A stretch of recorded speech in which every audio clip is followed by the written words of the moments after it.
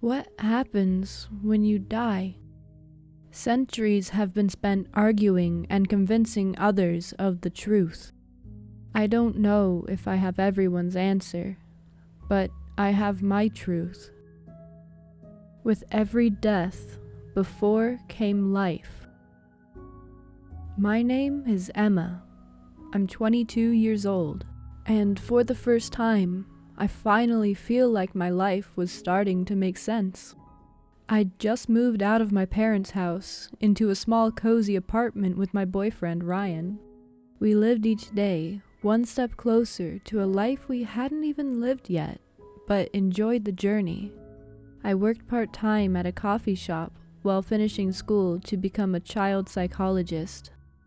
I could see the finish line, our wedding day, our first little house, and a German shepherd we promised each other once we had a yard. I could almost hear the bark echoing through the hallways of a life we hadn't built yet. Everything was clear. But I never saw the car that ran the red light. I remember the screeching of tires and the smell of iron as my perfect little world went dark. The next thing I knew, I was in a hospital bed, the dull beep of the monitor confirming to me that my heartbeat was still present. My body was wrong. Dead weight, limp, a sack of wet sand refusing to obey. I'm sure my eyes were open, but I could only see in splotches of light. The attempt to speak was futile. I moved my tongue around in my mouth and noticed I had lost all my teeth. I had worked so hard and withstood years of braces, only to have them ripped away from me. My hearing was dulled, almost like I was underwater. I could feel the presence of people around me. I heard the creaking of a door and someone began to speak. Nous sommes à la fin d'un très long parcours. Was that French? I took 3 years in high school. I didn't understand all of it, but I heard fin, the end. I wasn't sure, but the tone said more than the words ever could. Why were they speaking French? I don't think anyone from my family spoke French. We were as Irish as potatoes and whiskey. I felt pressure on my hand as a dip of water landed on my cheek. Nous se reverrons, papa. A hushed, sniffled voice spoke in my ear. Papa? I tried to look past the blur, but I couldn't see anything in detail. I was basically blind. I just heard the faint weeping of several around me. As another pressure began on my other hand, I sat like that for what felt like an eternity, not able to move or speak or understand truly what was happening around me. I focused on my breathing. It was slow and labored. The beeping slowed. The world faded. I sat behind a desk as the rising sun crept through the high-rise windows. The dystopian cityscape outside was unlike anything I had seen. I grew up in small-town Vermont. I was used to the small brick buildings and colonial-style houses. This was a metropolis, newer than New York, gleaming and sharp. On the desk sat a nameplate, written in a language I couldn't read. My eyes dropped to my body. A tailored business blouse. This wasn't me. This wasn't my body. My hands were pristine, coated in a red polish on the nails, breasts larger than my own. This wasn't me. My body felt fake, stiff, as if even my smile had been manufactured. I pressed closer to the window and realized I was hundreds of stories up. My reflection stared back, beautiful, meticulously mutilated into perfection. Panic surged through me. What was happening? Where was I? Who am I? My breathing boiled until it broke into hyperventilation. I threw myself at the glass. It didn't break, but it knocked the air from my chest. I ran out the office and down the hall. I had many people shouting at me, perhaps out of concern. I couldn't understand a word. I ran and saw an open door that led to a balcony. There were people out there talking and filling the air with smoke and conversation which I could not be a part of. Some of them stopped and gave me a raised eyebrow. I could only let out a nervous laugh. Several people walked up to me, gently laying their hand on me, talking hushed and calm. I just wanted to wake up. This dream had gone on enough. I took a deep breath and put myself together. The people took a step back and let out a nervous laugh. Once they didn't seem as alert, I darted to the edge. I leapt, the ground so far away. The screams of those around me became a distant hum as the air from my free fall deafened me. It was time to try something. Maybe I could make this a lucid dream. I thought about flying, flapping my arms, in desperation to take flight. All efforts were futile. I sank through the sky like an anchor. All time to reflect on what was happening passed by in a flash as the earth welcomed me with its solid embrace. A sharp migraine pulsed through my skull. Machinery roared around me, men shouting over the chaos. Sunlight blazed down, so bright it felt like a slap after the darkness I'd just left. Slowly, the world came into focus. The acrid mix of sweat and tar stung my nose. I raised my hand to cover my face and froze. Black stained leather gloves. I tugged one off. A swollen, hairy hand stared back at me. My arm was thick, darkened by the sun and ink. Muscles corded where pale skin once was.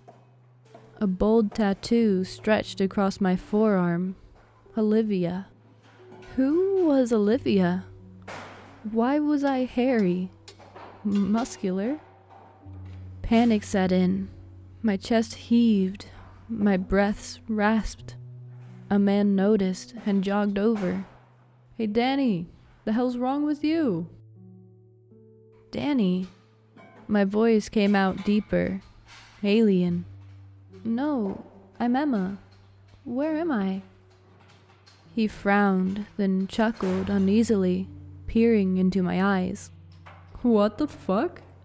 You having heat stroke or something, buddy?" My heart was about to explode out of my chest. I had to wake up by any means necessary. I spun my head and saw what could get the job done. A bit brutal, but it was the first thing I saw. A steamroller. I stepped away from the man and ran full speed ahead. It rolled slowly and I acted fast. Some men started to yell. I'm sure they didn't know what I was planning. I slid, trying to jam myself under the giant wheel. I managed to get my right arm and shoulder wedged. As the flattener crawled forward, I felt the evisceration of bone as it turned to dust. It felt like my body was being engulfed in the presence of the sun. I could hear the screams of men as the machine hissed. It slowly rolled an inch and pressed into my skull, which caved quickly, cracking like a walnut shell. Dust and sand filled my eyes as the ricocheting of bullets whizzed past. The buildings around me were sheet metal. The streets around me were drenched in blood and bodies. I heard shouts to my left. My ears were ringing. I had a gun in my hands. Not my hands. I cried. I couldn't take this. I had the easiest way to end it right in my palms, but I couldn't. Too much was happening so fast. I heard shots very close. The door to the room I was sitting in was kicked open. I threw my hands up. I gasped as my hands were still in front of me. They were so small, pudgy little fingers. I was a child, a toddler perhaps. The gunfire was gone. The only noise was the ambient sound of the ceiling fan. I laid my head back on a little lamb stuffed animal. I attempted to move my legs. I could, but they were weak. I don't think they could hold me up. I wasn't just a toddler, I was a baby. I might as well act the part. I bawled my eyes out, screaming at the top of my little lungs. Soon, a woman walked into the room, plump, unkempt red hair. "Oh, my little one, come here." She spoke in a soothing British accent. She picked me up and started to rock me. It calmed me. I collected my thoughts. What was I supposed to do? The idea this was a dream started to fade. She hummed and rubbed my back. But I wasn't going to just sleep. I needed answers. I tried my best to talk, but it didn't come naturally, like speaking through taffy. Even if I could talk, what would I say? I looked around my environment. Statues and paintings of Jesus and the Virgin Mary surrounded me. The room was charming. Stacks of envelopes covered the kitchen table. Among the religious imagery was several photos of a man. Thinning hair and a bushy mustache. Square, thin-framed glasses sat. There were a couple photos of the lady and him sat on a mantel. A wooden sign with the words, "Forever in my heart, in the arms of the Lord," carved and painted into it. "You see, Daddy?" She noticed my glare and stepped to the picture. I struggled to speak as my muscles were underdeveloped, like a stroke victim attempting communication. I knew what I wanted to say, but my mouth made me struggle. Would her precious child's first words be a plea for help? I could only stay here for so long. I can't wait to grow. My life's experience crammed into this fresh spawn. The moving of my mouth and tongue took surgical precision. The mother took notice and awed in glee at the anticipation of the long-awaited voice of her child. Gargles and gasps left my little mouth in struggled desperation to be heard. She gawked with glee, guiding my attempts to say Mama or Papa. I could do this. Walking on underdeveloped muscles would be nearly impossible, but talking, I could make this work. I pushed out the beginning, but the rolling of the L was a struggle. The poor mother began to speak with me. "Hello, hello." Her smile was almost ripping. She couldn't possibly smile any wider. I stopped my attempts and went quiet. She was still smiling, but it began to shrink. The warmth never left her eyes. "You've got so much to say, don't you?" She looked at me with only the love a mother could give to a child. The mother carried me to a crib, a wonderful hand-carved wooden frame, a quaint small cross carved into the head of it and covered in a soft powdered blue paint. I couldn't do much beside look up. She gave me a kiss on the crown of my head. The mother left me in the room, not before spinning a music box and leaving the sweet, cackling sound. Left in the isolation of my squishy, weak body, left to ponder what my world had become. Yesterday, I was in the midst of bliss. The blur of the accident was still present. I'm cognizant enough to remember, but the hospital, the skyscraper, the road construction, trying to make sense of this hodgepodge of consciousness. Speech didn't come naturally. but I had my goal. I spent the night fighting my vocals, but I was making progress. The night dragged on like a fever dream. I wrestled with the mush of my throat and tongue, shaping noises, learning how to steer the muscles like oars through syrup, coaxing vowels into shape. Every grunt and every accidental syllable was progress. My mind was aflame with clarity, but my body was still a cage. When she came to me again, arms smelled faintly of lavender soap and stale coffee. Her face beamed with expectation. She brushed a curl of red hair behind her ear and whispered in her soft British lilt. "Come on then, my sweet boy. Let Mama hear you. Say a word for me." I tried. Air hissed and stuttered out of me, a wet gargle, but I pressed harder. "Ma..." Her eyes shone. Yes, clever lad." I shook my head weakly, furious at the misinterpretation. Again, I forced the sound out, this time dragging my vocal cords like knives across stone. No help." Her smile faltered. She blinked at me, uncomprehending until the syllables stacked on top of each other, crude but clear. You baby." She froze. The joy drained from her face in an instant. Her arms stiffened around me, as though I had turned to ice in her grasp. I pressed on, desperate to make her understand. No baby. Emma. Each word came jagged, broken, stretched together by sheer will. I could hear how wrong it sounded, like a drunkard confession slurred through rotten teeth. But the truth was there, naked and damning. Her lips quivered, and she backed away, clutching me to her chest. Not out of love, but like someone holding a venomous serpent. No, that's not. My boy can't."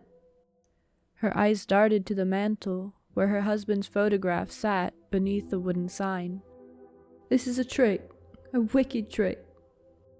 I sobbed, coughing against the effort, but I forced the words again. Accident, car, light, hospital, fan, no dead." She shrieked, dropping me back into the crib. Her hands clutched her temples, as though the words themselves were nails being driven into her skull. Stop it. That you say those things. Not in my house. Not in front of the Lord." Her gaze snapped back to me, and for the first time, the love in her eyes was gone. In its place, raw terror, fevered conviction. She saw not her child, but the intruder wearing his skin. "You're not him. You're not my baby. You're the devil himself, crawling into the mouth of an innocent." I cried out again, begging through gasps. "No devil. Me, Emma. Please. Help me. Please." Her body shook with sobs, her hands wringing at her nightgown until the seams nearly broke. Then something hardened in her, a grim resolve twisting her grief into madness. She staggered toward the crib, whispering as though in prayer. "I won't let you have him. I won't let you take my sweet boy. Better the Lord have him than you." I screamed, voice breaking into a desperate litany of truth. No baby. Car crash. Emma. No devil, no. The pillow came down, blotting out my vision. The smell of stale linen filled my lungs as her weight pressed down.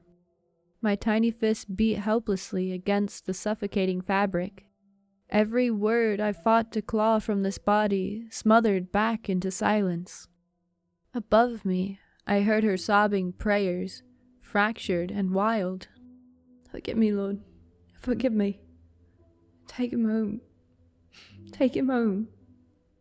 The music box still played on the dresser, its teeny crackling notes winding down, note by note, until there was nothing left but darkness.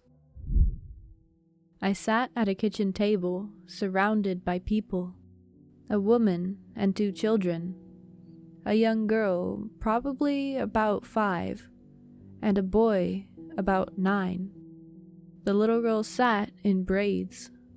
The gapped smile widened as she took a large bite of her food. The boy wore a jersey. I think it's the Denver Broncos jersey. I must be in America then. "Ton, are you okay, dear? You look a bit pale," the woman said, with a look of worry on her face. "He must have wanted pizza too, huh, Dad?" The boy spoke, with a rowdiness that was only achievable by someone his age. "I love macaroni," said the girl, smiling so bright. "Yeah, of course you do. That's all you ever eat," exclaimed the boy. Their bickering continued. I scooted my chair back. "I've got to go to the bathroom." I went to excuse myself. I don't know where the bathroom is. This was a different panic. Not one of desperation to use it, but that this is my house. I should know where it is. I tried to look as confident as I could, cautiously looking down the hallway to see if I could spot it out or if I had to open doors. Unfortunately, I had to play the guessing game. I tried the first on the left. That must have been the boys.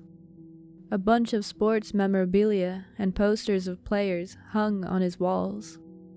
I closed and tried the next. Thank God. I locked myself in the room. I looked in the mirror in disbelief and disgust. I was a man, late 30s or early 40s. I had a small gut and stood about 6 foot. I had glasses and a short trimmed beard. My hair was covered by a cap. I stared at the logo on it. I have no clue what that team is. I sat on the toilet, trying to wrap my head around any of this. I checked my pockets and found a wallet and my phone. His name is Todd. He's 39 years old. He's from Colorado. So, I know the bare minimum of information about him. Or me. I don't know the kids' names. I don't know the wife's. I pulled his phone out. No Face ID. I didn't know the password. How could I fake any of this? I'm not Todd, father of 2. I'm Emma. How is any of this possible? What is happening? Am I dreaming? I remember I was driving. Did I get into an accident? Maybe I'm in a coma. Just a long sleep. As I gazed into the face of this middle-aged man, every movement uncanny as the reflection of this man mirrored every single action. Of course it was mirrored. It was me after all. The adrenaline began to subside as I finally felt a form of calm. I took a long, good look at myself, relatively in shape, balding on top. The crease of my eyes had lines beginning to form, a subtle engraving of smile marks on my cheeks.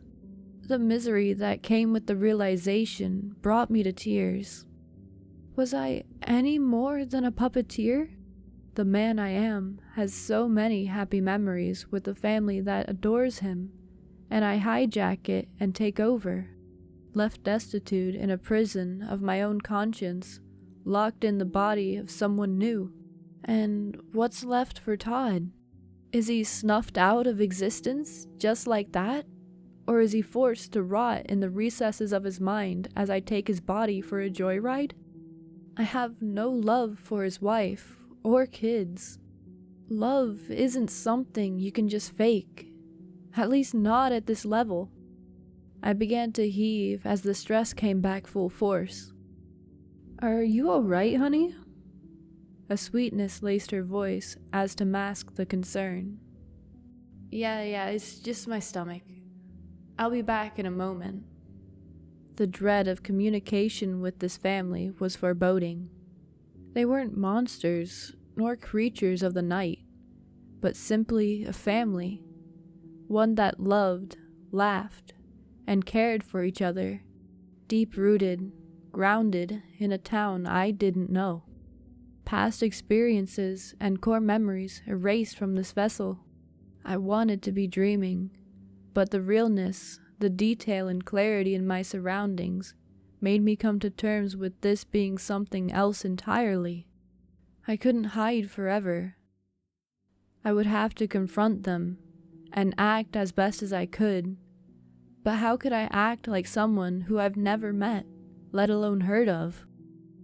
Was he witty, quiet, loud and proud? I would have to see how it all played out. I cleaned myself up and took a deep breath and stepped back into the dining room. Pictures of Christmas past and presumed relatives lined the wall as the children sat with their plates almost empty, their laughter filling the room with a twist of jolly bursts and giggles. A goal I had wished to achieve, a happy, healthy family, enjoying time together. The pit in my stomach twisted with the ravenous gnaw of a stray dog. The room filled with joy, my heart shattered in the wake. I was a thief of happiness, a thief of life. My ears rang from the conversations around me like I had just landed on Normandy. I muted everything around me as I stared at the family portraits that hung over the doorway in the dining rooms. The face of the man was staring back at me. Todd? Todd? Todd! The shrilled screech cut through my haze. I darted my head to the source, the wife. Honey, where is your mind? Your son is trying to talk to you. Are you alright? You look like you've seen a ghost, Daddy. The little girl looked up at me with fear. I can assume I was pale. I felt the sweat running down my forehead. When not fixated on the photo, my eyes darted around like cornered prey. I'm okay, sweetie. I'm sorry, Daddy just isn't feeling good. I showed a soft smile to her. I wiped the sweat from my brow. Sorry, guys. I'm gonna go lay down. I just had to get away. I needed answers. I'm all groggy, babe. What's my phone password?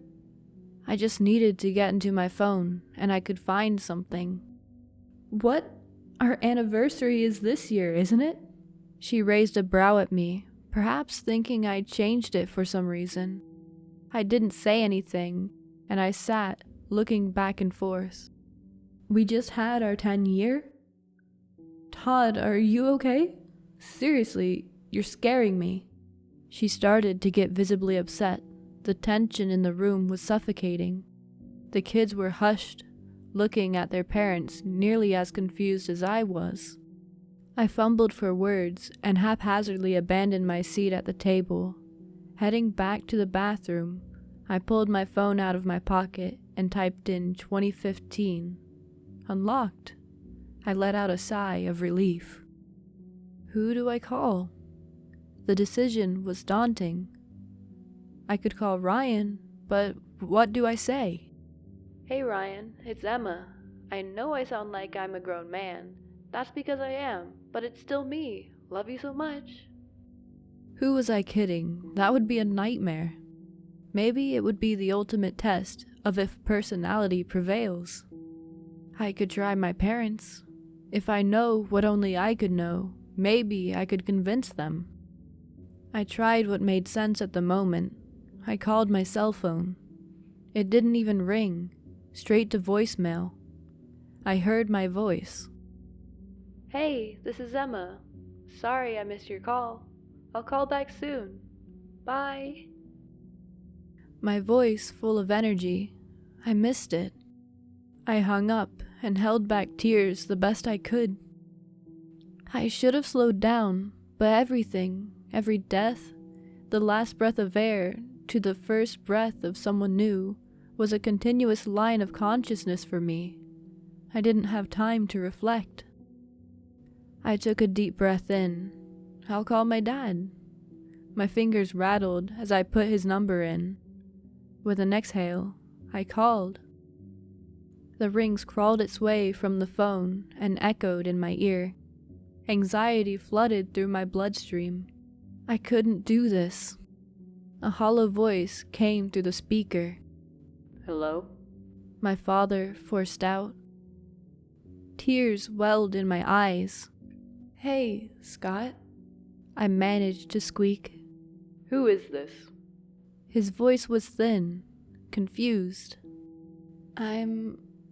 The rest of my life hinged on a few words, but they stuck like stone in my throat. If I couldn't say it, maybe I could ask instead. "Emma, how's she doing?" I already knew the answer. I'd killed myself a handful of times today, stumbling between lives, sitting now on the purgatory of suburbia. I just needed to hear it.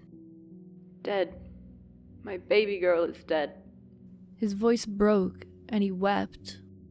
I wanted to comfort him, tell him I was here. "It's your ember," I cried. "Your little light." "What did you say?" His sobs faltered. Realization crept in. "It's me, Dad. I know it sounds crazy, but..." "You rotten son of a bitch. What kind of sick game is this?" His grief twisted to venom. "No, I hope one day you feel the loss that I feel. And when you do, I'll call you up and laugh in your face, you fucking prick." The line went dead. The silence pressed heavier than his words. I had lost something. No, everything. My family, my love, my future, my life. All I could do now was watch from the sidelines. The next couple days were spent as a chameleon. Good or bad, I couldn't really tell. The kids acted like they were talking to a stranger. I guess they were. The wife seemed suspicious as well, obviously, but luckily she didn't push too much. I had to call into work. Seems as though Todd was a biochemical engineer at a nearby hospital. I had to play sick, but not too sick to be sent to his place of employment. I spent those days reminiscing and digging. Marketing executive dies in apparent fall from Seoul high-rise. Seoul, South Korea, a senior business executive died Tuesday morning. The victim, a chief marketing officer for a multinational corporation, name redacted, had reportedly been acting normally throughout the day before a sudden, unexplained outburst. Witnesses say she began sprinting erratically through the office space before running forward to a balcony and leaping from the upper floor. Colleagues told investigators that she had shown no clear warning signs of distress prior to the episode. Police have stated that foul play is not suspected and they are treating this case as an apparent suicide, though the sudden nature of her behavior has raised questions.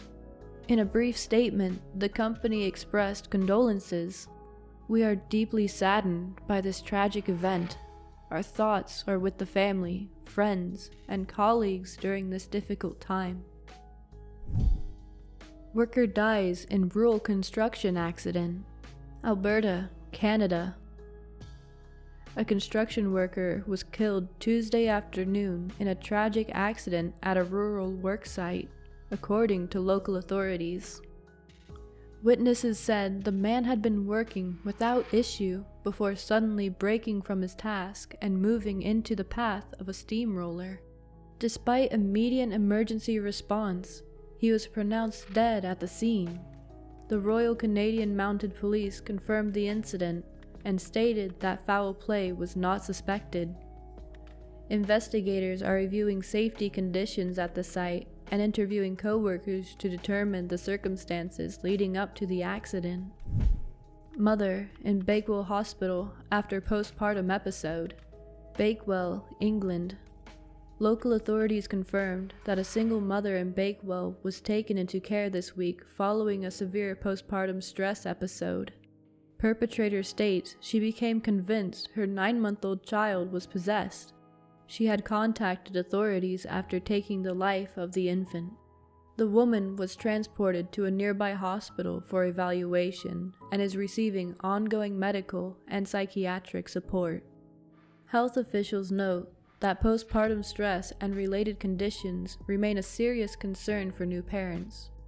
Resources and support services are available for families across Derbyshire. There it all was. My actions written into harsh news articles. The theories were all wrong. It was me. I'm stuck, and I don't know what to do. Todd had 39 years of memories, experiences, life, and I just came in and hijacked it.